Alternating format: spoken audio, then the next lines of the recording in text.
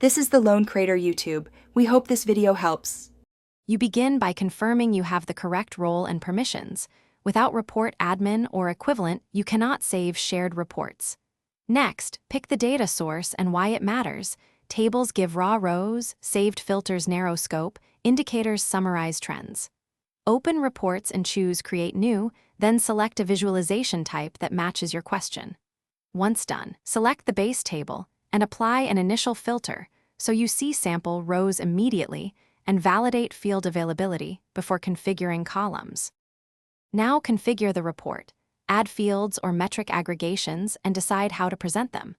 Choose sum, count, or average for numeric analysis and include categorical fields for grouping. Grouping reveals distribution.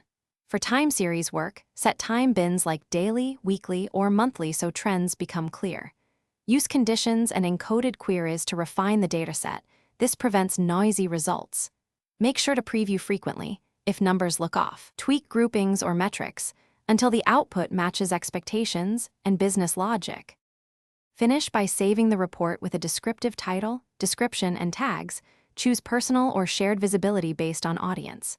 Configure sharing options and, if needed, schedule deliveries. Set format, recipients, and recurrence so stakeholders receive updates automatically. Export options let you provide CSV or PDF copies for offline use. If results are blank or incomplete, troubleshoot by verifying ACLs and role permissions, reviewing filter logic, and inspecting table relationships or joins. Often a missing related.